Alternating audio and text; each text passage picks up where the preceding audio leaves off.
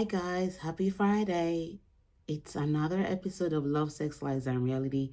And I cannot believe how fast this month went. We're literally on the last day of January, and tomorrow we step into February. And it's a good thing to be alive in this time and season because it gives us opportunity to really look at how far we've come, where we're going, and what we're doing in this moment. And if you're not really looking at what's happening in this moment in your life, but you're paying attention to everything else happening outside of your life, you may be distracted. But that's not the topic for today. Let me not get off rail, but come back home. Today, it's all about why divorce may not be for you. And oftentimes, as a coach, I come across couples that struggle with staying in the marriage, struggle with thinking of separation, struggling with finances and thinking that it's not going to work, so they need to take a break. But sometimes it's not about what is happening in the moment in the relationship.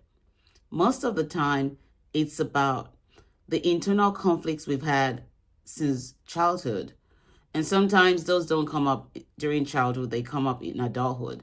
And you have to really look at yourself and say, do I know me? If I don't know me, then how can I know the partner that I'm about to be in a relationship with? And sometimes it's really coming home to yourself and saying, if I take the time to examine where I am with myself, and if I take the time for both of us to sit down as a couple to examine what led us to where we are, we may be able to come up with a solution and we may be able to move into a better place in the relationship.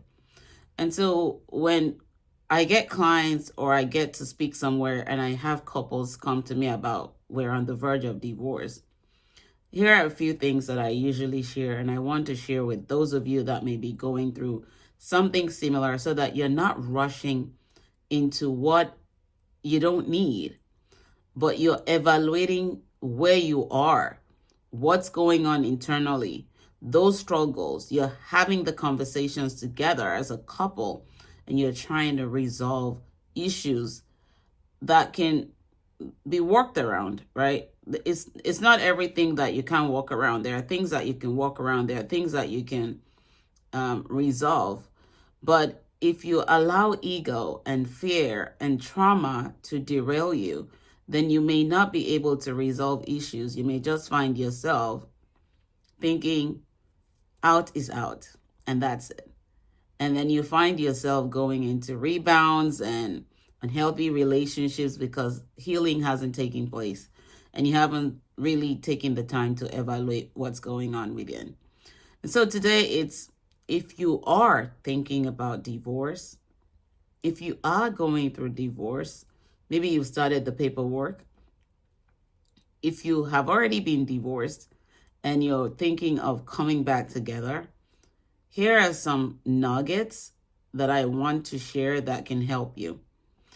If you're having, number one, if you're having conflicts, you need to sit down and evaluate where the conflicts are coming from. Are they internal conflicts that has been based on past traumatic experiences that you haven't healed from? And if they're oozing to the surface, that's an opportunity for you to gain awareness so that you can heal from those things, but not project them on the partner who may not know anything about them. Sometimes those things will ooze up and you realize that you may feel shame, you may feel guilt, and you're afraid to share them with your partner because you think that your partner would exit. In those moments, journal down what you're thinking and find a suitable atmosphere where you can begin to have the conversations.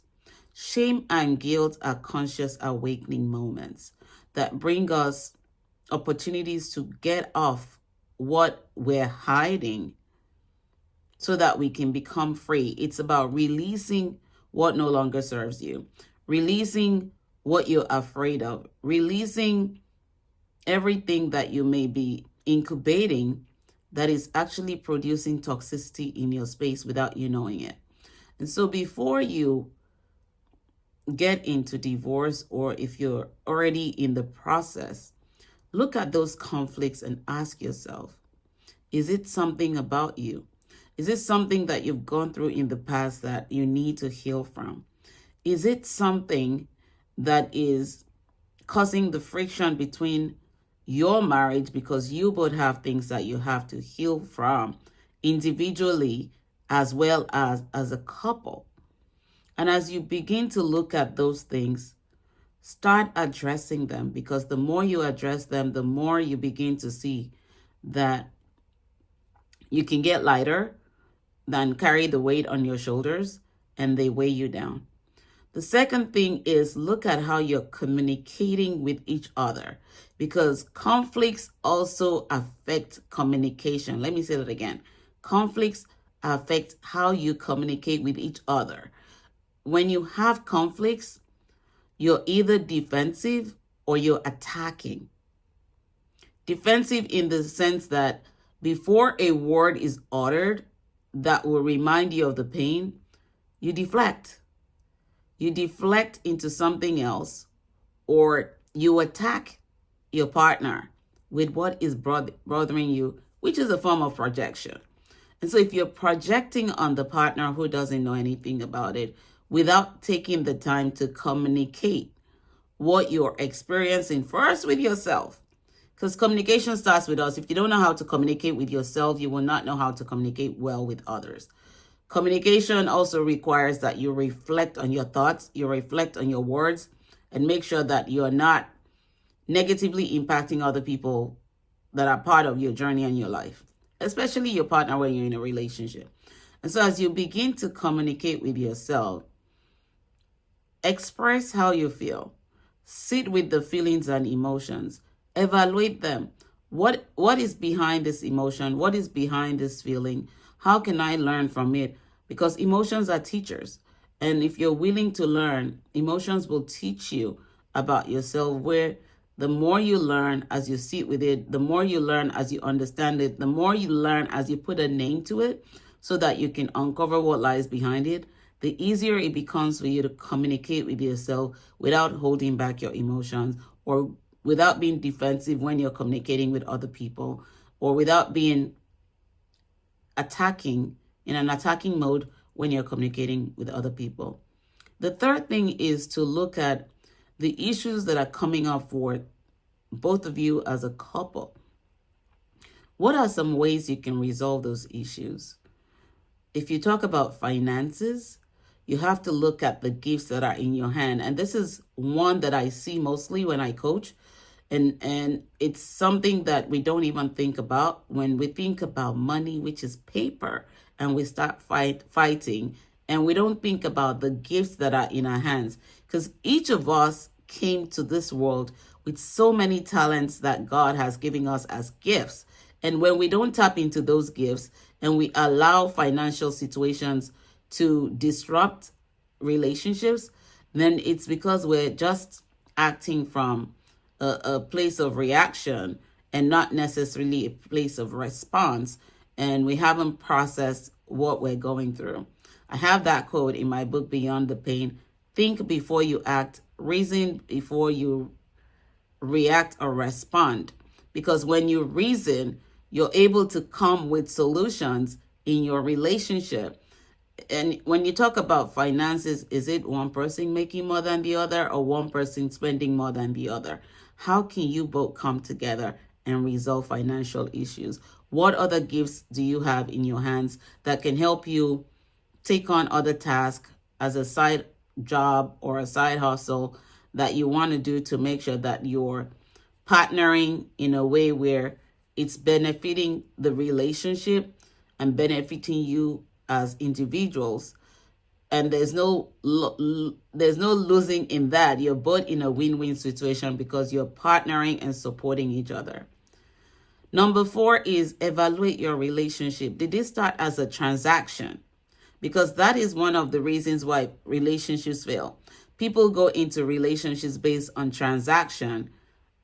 What I can get, not what I can give. And so it becomes, if I manipulate you or try to control you, I can get what I want. I can meet my own needs. I don't care about you. And two people that are unhealthy will usually have that issue.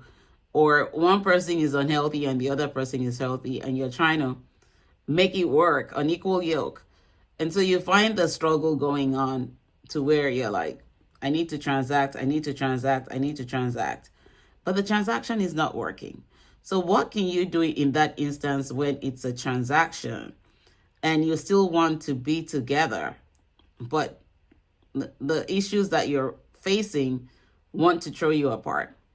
If you find out you're in a transactional relationship, my recommendation, take a break. Take a break from each other and evaluate. What are you transacting? Is it helping you grow? Is it helping you evolve? Is it helping you supporting each other? Because partnership is about supporting and being there through thick and thin. You don't give up because you want to give up. You give up because it was a transaction and it's no longer benefiting you and you just want out. But if you're looking to make sure that you're not quitting before winning, because quitters don't win and winners don't quit. That's a quote from my book on Becoming Restored. So you look at it as, if you're quitting, what are you winning? What are you willing to risk to make it work before you opt out? If you were in a transaction, what were you transacting? Could your relationship be healthy without that transaction? Because if it can, then you can take a break and start working on finding solutions. And sometimes it means getting a professional to support you to get out of your own way. Sometimes it's finding answers within yourself by taking that break, evaluating your life as an individual, evaluating your life as a couple, and seeing what transactions were creating the unhealthy atmosphere in your relationship. And so as you do the work, make sure that you're not quitting too early. Try everything that you can, if possible, to make your relationship work, because relationships are not that complicated. We make them complicated when we don't understand who we are as individuals before we get into the relationship. And it's key to knowing yourself so that when you see the partner you want to spend the rest of your life with, you're figuring out if this person can complement you, not complete you. Because if you're looking for somebody to complete you, you're not yet whole. Self plus learning to love yourself equals wholeness. That's my motto.